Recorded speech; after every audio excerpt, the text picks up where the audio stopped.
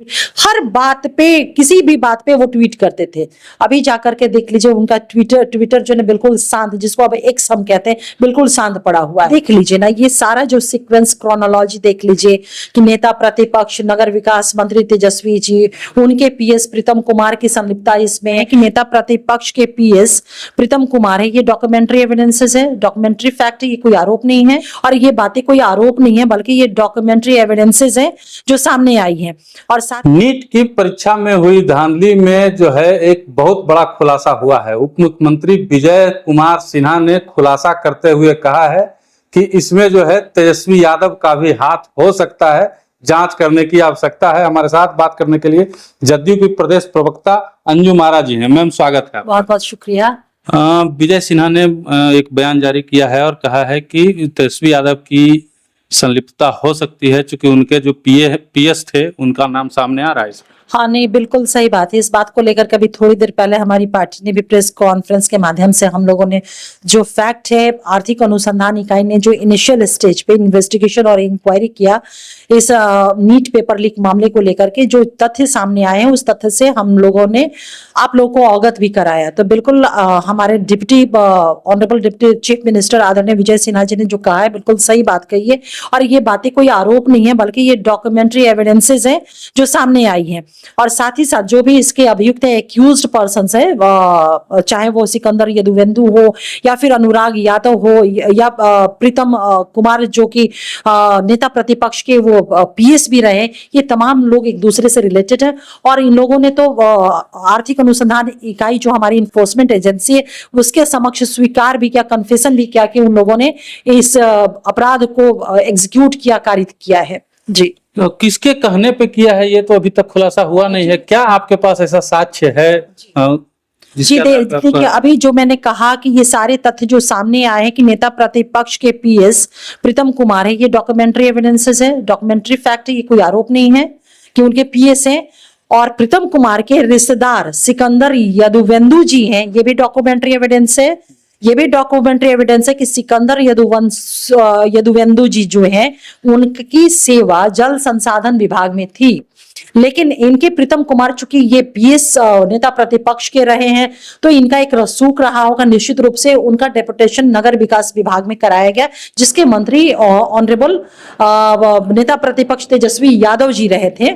इसके बाद दानापुर नगर परिषद के ऑनरेबल चेयरपर्सन ने उनके खिलाफ शिकायत की थी कि इनका जो है मूल जो सेवा है उनको लौटा दिया जाए। उसके बाद ये फिर पुनः जल संसाधन विभाग में गए थे, लेकिन पुनः प्रीतम कुमार के माध्यम से चूंकि ये नेता प्रतिपक्ष के पीएस थे, पुनः इनको नगर विकास विभाग में इनकी सेवा को लाएगा। यही नहीं, जो हमारा ये बुडको है, बुडको का भी इनको परियोजना का इनको हेड बना दिया गया था।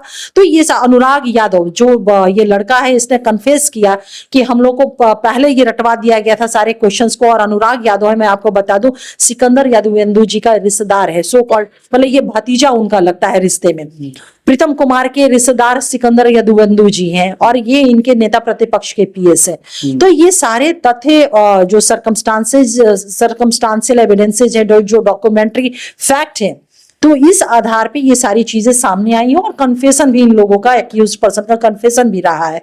तो ये आरोप नहीं, जो भी चीजें वो डॉक्यूमेंट्री फैक्ट्स है और उसकी चर्चा, उन बातों को हम लोगों ने आपके सामने रखने का काम किया है। सूत्रों से ये भी खबर मिली है कि उन लोगों की जो आपस में बातचीत हुई थी उसमें किसी मंत्री का भी नाम जिक्र आया था रूम बुक करने। तो स्वाभाविक सी बात है ना, आप देख लीजिए ना ये सारा जो सीक्वेंस क्रोनोलॉजी देख लीजिए कि नेता प्रतिपक्ष नगर विकास मंत्री तेजस्वी जी, उनके पीएस प्रीतम कुमार की संलिप्तता इसमें, फिर उनके रिश्तेदार सिकंदर यदुवेंदु जी की संलिप्तता, मतलब ये नहीं कि आरोप बल्कि ये प्रमाणित है, कन्फेशन इन लोगों का है, उनके रिश्तेदार अनुराग यादव। तो ये सीक्वेंस देख करके चीजों को समझा जा सकता है कि ये इसके पीछे किसके हाथ रहे होंगे।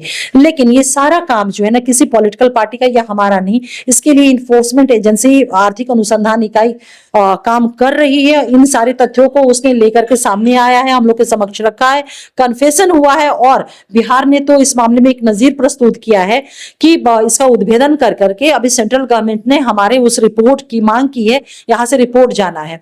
तो सारी चीजें और भी जो है ना बहुत क्रिस्टल क्लियर होकर के और चीजें पटल पे आ जाएंगी। क्या लगता है, आपकी सरकार है बिहार में, केंद्र में भी आपके गठबंधन की सरकार है, कार्रवाई इस पे जल्द से जल्द होगी? ये कार्रवाई का ही पार्ट है ना कि कॉग्निजेंस जांच चल रहा है। तो जांच क्या होता है, आप एक चीज जान लीजिए, जब प्राथमिकी दर्ज की जाती है एज पर द सीआरपीसी, तो जब प्राथमिकी दर्ज की जाती है तो कार्रवाई उसी को कहते हैं। इन्वेस्टिगेशन और इंक्वायरी जो होता है पार्ट ऑफ द कार्रवाई होती है। तो वो कार्रवाई हो रही है, तभी तो ये सारे तथ्य सामने आए हैं, तभी तो ये सारे मामले जो है किन किन लोगों के संलिप्तता रहे, तभी कार्रवाई हुई है, तभी तो कन्फेशन हुआ है। इतनी बड़ी उपलब्धि हमारी इन्फोर्समेंट एजेंसी की, हमारी गवर्नमेंट की रही है। क्या लगता है कि जिस तरीके से तमाम विपक्षी पार्टियां जो है नीट के में धांधली को लेकर के सरकार पे आरोप लगाती रही थी अभी तक, तो ये क्या था कि छुपाने का प्रयास किया जा रहा था अपनी जो है? बिल्कुल, देखिए ना, जो तेजस्वी यादव जी हर बात पे ट्वीट किया करते थे, कभी कोलकाता में है तो वहां से ट्वीट, कभी बाहर है तो वहां से ट्वीट, हर बात पे, किसी भी बात पे वो ट्वीट करते थे। अभी जाकर के देख लीजिए उनका ट्विटर जो है बिल्कुल शांत, जिसको अब एक्स हम कहते हैं, बिल्कुल शांत पड़ा हुआ है। इतना बड़ा उद्भेदन हुआ, क्यों नहीं बोलेंगे प्रीतम कुमार पे, कुछ नहीं कंडेम करेंगे, निंदा करेंगे सिकंदर यादव पे, अनुराग यादव के बारे में नहीं मुंह खोलेंगे? अब कहाँ चुप्पी चली? अब सोचिए ना, ये खामोशी उनकी बहुत सारी बातों को बयान कर रही है। जो व्यक्ति, जो नेता प्रतिपक्ष इतना चिल्लाते रहते थे, ट्विटर पे बोलते रहते थे, अब इतनी खामोशी क्यों अख्तियार किए हैं? एक बहुत बड़ा सवाल है, ये सवाल उनसे भी पूछना चाहिए था। अब तो ट्वीट नहीं हो रहा है। जो इन्फोर्समेंट एजेंसी, बिहार का आर्थिक अनुसंधान इकाई ने इन सारी चीजों का उद्भेदन किया है, तो उनको तो मानना चाहिए था, क्रेडिट देनी चाहिए थी सरकार को, हमारी इन्फोर्समेंट एजेंसियों को, और निंदा करनी चाहिए थी। ये जो 4-5 नाम सामने आए हैं, खामोश है। बहुत सारी चीजें इंडिकेट कर रही है, और भी बहुत जल्द पटल पे सारी चीजें बहुत स्पष्ट तौर पे आ जाएंगी। चलिए, हम भी मानते हैं मैम कि बिहार ने एक नजीर पेश की है, नीट में धांधली को ढूंढा, कार्रवाई भी हो रही है, जांच भी चल रहा है, और हो सकता है कि सजा भी मिल जाए जो दोषी होंगे।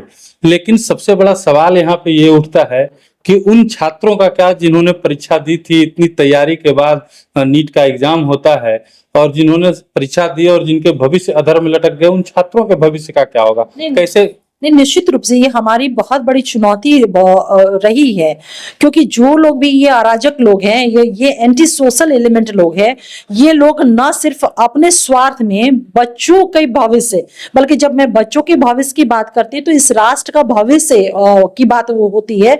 तो ना सिर्फ बच्चों के भविष्य के साथ बल्कि राष्ट्र के भविष्य के साथ इन लोगों ने खिलवाड़ करने का हीनियस क्राइम किया है। तो इनके खिलाफ तो निश्चित रूप से कार्रवाई होगी ही होगी। और मैं यही कहूंगी कि देखिए, हमारी सरकार बहुत संवेदनशील है इन सारे विषयों को लेकर के, तभी ये उद्भेदन हो पाए हैं। और बच्चों को मैं कहूंगी कि बिल्कुल अब फ्री और बिना किसी अनियमितता के ये एग्जामिनेशन अब होना है, क्योंकि ये सारे लोगों का उद्भेदन हो चुका है। जो लोग हैं इन जेल की सलाखों के पीछे जाएंगे। चलिए, अंजू महाराज जी को सुन रहे थे आप। और पिछले दिनों केंद्रीय शिक्षा मंत्री ने भी कहा था कि हमारा जो है, हमारी प्राथमिकता जो है वो छात्रों का भविष्य है। अब देखना होगा कि इस मामले में केंद्र की सरकार और राज्य की सरकार आगे क्या कार्रवाई करती है।